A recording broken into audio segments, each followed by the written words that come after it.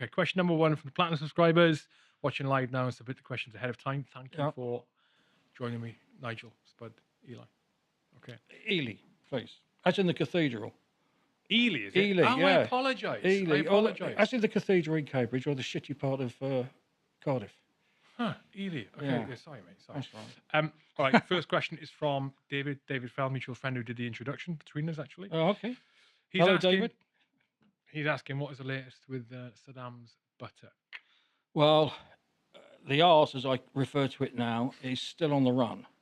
I did give it to Gypsy Pete to look after, and for some reason he gave it to Ken the Nose. So I don't know where it is. But what I do know is that I'm getting a lot of interest from Netflix and from Sky. They are after the script, but they want the script finished first. So I'm in the middle, hence I'm dressed like this. I'm trying to raise money, about 50 grand, to develop the script at the moment. So that's what's happening with it. It's still very much on the run, and hopefully going to turn it into a limited 6-part TV series. And that's where we are with it, yeah. A series on the story of Saddam's ass. The story of Saddam's arse, yeah. How I got it, how I was given it by the US Marine Corps in Firdos Square, how I got it out of Kuwait, just put it with extra baggage. And I then went to sell it to raise money for the Royal Centre for Defence Medicine up in Birmingham and for the Wounded Warriors over in America. And I wanted to put it at auction. The reserve was 25 to 40 grand. And a friend of mine who works over in Dubai in the auction houses there said, no, it's worth a lot more. And so I then put a 250,000 reserve on it. And that's when my trouble started. Someone up in Baghdad, an Iraqi, put pressure on the British Embassy in Baghdad, who put pressure on the Met here in London, who said, sod this for a game of soldiers, and then kicked it up to Derbyshire, which was where my business partner lived and his business. We had a company called Treble Tap, which was going to facilitate the selling of the arse, and then we were going to distribute money to the charities. So the Met very tactfully passed it on to the Derbyshire police, and that's when sort of all hell rained down on me, and I was the first person in the world to be arrested for stealing Saddam's arse under United Nations sanction, stealing Iraqi cultural property. Quite amazing. And the book is about that. And hopefully the TV series will be about it. It's a bit like, I would say, Keystone Cop. It has a funny side, but the initial side is the advance to contact with the Marine Corps. 3 weeks took us to get to Baghdad, and then the journey back, and then the second part really is all about the British establishment and how they tried to jail me for 7 to 10 years. For someone that's loves his freedom, enjoys it, it was a pain in the neck really. They restricted my travel. I was. It went on for about 2-3 years. They raided my cottage in deepest Herefordshire. And the crazy thing was, at the time I had firearms and shotgun licenses, and they didn't even know. They came in. They came in mob-handed. Didn't find anything. Can I ask you more about that on the podcast? Is that right? Yeah, sure. All right, cool. Okay. Mick Hawkes, who was a chief instructor of SAS selection, said in his interview with me, Power Red sent 40 people per selection to selection. Of that, 4 or 5 pass. Why do Paras say that they're the best and insult other units, calling them crap-ats, when courses exist and most of them fail and many Paras quit on? Many Paras what? Quit on. So why do we look down on other units, basically, when we fail or quit on things too? That is the question. Oh, who's that from? This is from Coke. Okay. Another picture, yeah. Well, I don't look down on other units. I never have. I always respect another person's regiment, but they they are crap hats for a reason. And any of us that have done courses had seen them on P Company and seen them when they go and do para selection in depot. The ones that can't hack it do move on to other units, or they leave the army. For example, within the SAS, there was 186 people on my selection. And at the end of it, 5 passed. 2 were hats, but they didn't have their wings up. 2 were paras, myself and Phil Priestley, 3 para. And Chris Fox, who was a Royal Marine captain, had his wings up. So there was only 3 of us that got badged out of 186. So, yeah, I mean, I think that the role of the SAS lends itself to the parachute regiment and the Royal Marines. I think it's just the toughness of it. And I don't think anybody in other units can actually say different, because you just have to look at the training in depot, the ethos, the esprit de corps, and the types of soldiers that produces at the end. Yeah, totally agree. Okay, another question from Coke. He's heard of Power Reg recruits being beaten. This happened to you, Nigel, when a corporal kicked you in the stomach, and of beatings that are happening in other battalions. So he had heard of that. He's also heard me mention that. Do you think it improves or degrades Power Reg as a unit? And does that kind of thing happen in Hereford?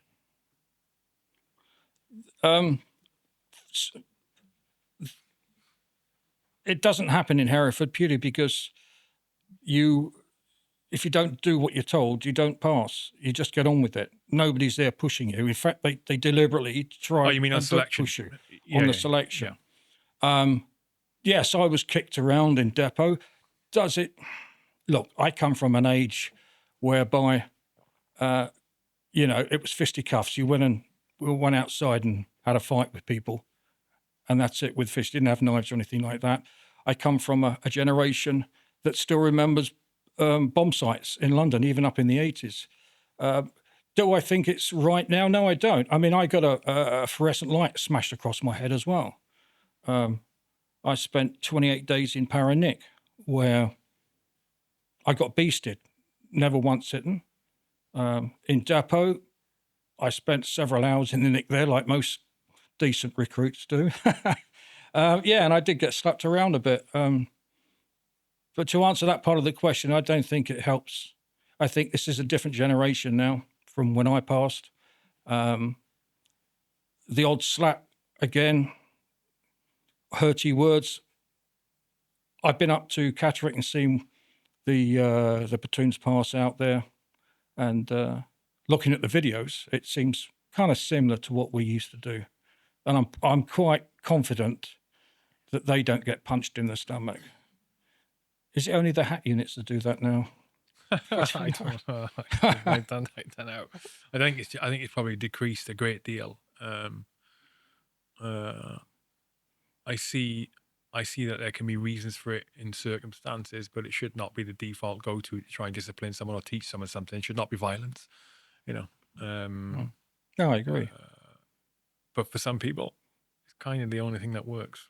Yeah. Well, we had an axeman in our platoon in depot, so he needed a bit of violence, but he didn't pass. He was thrown out. Yeah. Guy from Manchester. Okay, another question from Coke. How differently do you view your former enemies? For example, do you respect the Argentinians more than the IRA, as an example? Wow, what a question. That is a question. Yeah, I respect the Argentinians. I can't say I forgive them. It's 40-odd years and I still can't. My uncle still couldn't forgive the Japanese. That's just one of it. Some of my uncles that fought in Europe, my grandfather did. And they ended up buying my grandfather ended up buying a Volkswagen. IRA, different kettle of fish. I don't think anyone can respect terrorists. I really don't. To some degree, I have, and this is quite controversial. If somebody invaded our land, then I would like to think that I could carry on a sort of a tactics to stop them, but short of killing women and children, that's really below the belt. I think soldiers are soldiers, whether you're in uniform or not. But I could understand the reasons why the IRA wanted to get the English out, and I truly understand that. And I see the hatred of when we went into Iraq and also into Afghanistan, that the hatred there of some people. But luckily, not everyone's made like me. So, I mean, a lot of people just roll over and take it. Yeah. I mean, yeah. I know what you mean. You can. I can empathise with certain parts of the world where behaviours are labelled rightly or wrongly as terrorism, or that's what they've resorted to, terror tactics, hitting targets that you or I would not even dream of hitting. Innocents, right? Never mind women and children, just innocents in general. But when I say I can empathise with them, it doesn't mean I think it's right. I can absolutely see where the reasons for doing it come from, whether it's the right thing to do or not. Very controversial. I mean, people that haven't been in combat don't understand it. No. They just do not understand. They haven't had their freedoms taken from them. Your best mate, Tom Caughey? Tom Caughey? Yeah, Tom Caughey, yeah. A para wounded in Warren Point. He met IRA Joe Doherty, who was convicted of killing an SAS officer in the BBC show Facing the Truth. Apparently, he found it beneficial. Would you meet any of your former enemies? Well, let me just talk about Tom. Tom had over 60% burns when he was thrown out the back of that 4-tonner at Warren Point. Another friend of ours, Gary Barnes, didn't make it. They just swapped seats, in the back of the 4-tonner, the diesel fumes, and it was always the best place to sit was at the back of the 4-tonner. And they just swapped as they went into Narrow Point. They swapped as they were going around the roundabout, and then that's when the bomb went off. Tom was the only one to survive, 60% burns. He took his own life 2 years ago. And if that made Tom feel good, that's great. I wouldn't do it to any of my enemies because I want to move on. To me, war is something I've done in the past, and I try and let people know about my experiences of war and try and stop it, if that's at all possible. I think a little bit of working knowledge on a subject like war, combat, death, I think may sink into some people. But no, not for me. It's not for me. But bless Tom, bless him. And he suffered all those years. Can you you can't imagine it, the suffering of burns. And then I guess it was peace. I don't know what year Tom decided to leave us 2 years ago. So I don't know whether that was shortly before he had that interview with the IRA. I don't know when it was. No.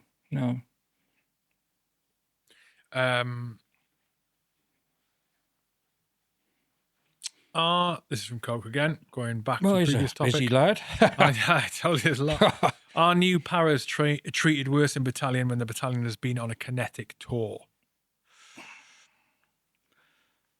Are we treated worse? Are Joes who come up, new Toms, Joes who come to the battalion after, for example, the Falklands, were they treated worse than before because the battalion just come back from a tour? Tour? That's an interesting one because a guy was on that paras program in the 80s. He had actually joined as a Tom, or what do you call him, Joes now, when we came back from the Falklands. Yeah, and he was kind of abused, but he went on to do great things. And he's written about it in my book, Goose Green, mentioned it and said, I did get abused.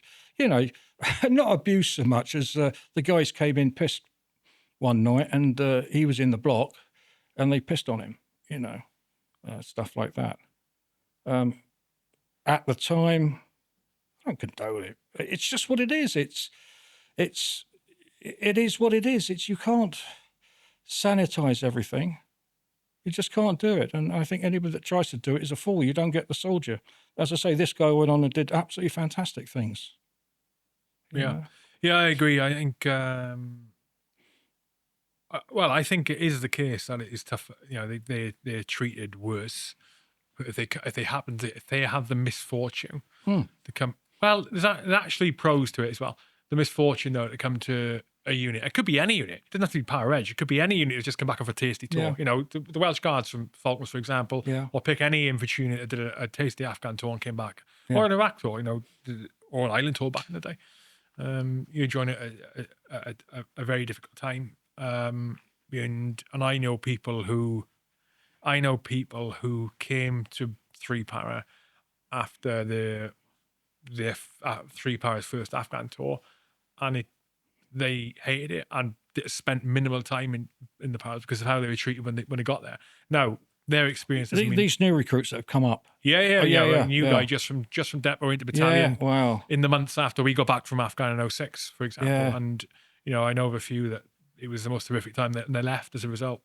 Others I know, you know, they stuck around, they had careers, but it also depends on, you know, the kind of personalities they're around when they join, which unit, which platoon, which company they go to, what their command, the chain of command is like. Was, yeah. You know, it's all personality driven there, isn't it? Yeah. Yeah. But the fact of the matter is, if you join in a unit, any unit that has just come back from a very arduous tour, there is absolutely going to be a difference in the way you're treated to a normal unit has just been doing absolutely nothing for the last few years. I mean, when we spent 2 years in Northern Ireland and we lost 16, 17, 18 guys over that period. Lot at Warren Point, of course.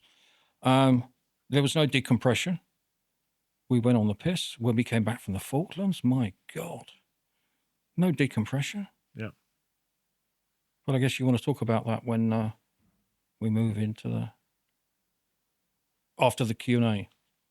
What about the decompression piece? Oh, no, about the Falklands in general. Yeah. Because, I mean, there's horrendous things that happened after. I mean, the drinking was just absolutely crazy. I would be interested to hear about that, actually. Because the wounded as well. The wounded were part of us. Yeah. But they stayed on one side, we stayed on the other. I mean, it was a really crazy time. What do you mean they stayed on one side? The wounded had a special... they were that kind of special because they'd been wounded, physically wounded. This is only what I saw. This is not a total interpretation of it. It's what I saw, what other guys saw. And then the ones that weren't screwed up physically were drinking differently.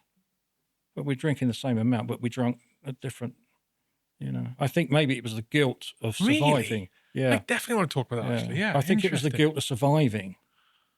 Huh. You know, and I've kept in touch with a lot of people that have had injuries. And look, this is why I'm so much the business that's happening at the moment, and you've seen it with Afghan and Iraq.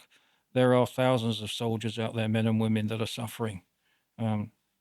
It's kind of crazy. Yeah. And they want us to go in again. Yeah. Okay. Icebreaker over. If you are listening to this, this is going to roll on your podcast app after the fact. This is going to roll straight into the full podcast with Nigel. So just let the episode flick over. And if you are watching the live stream right now, we're going to take a 5-minute break, and we will be back at. It's going to be a 10-minute break. We're going to be back at 4:05.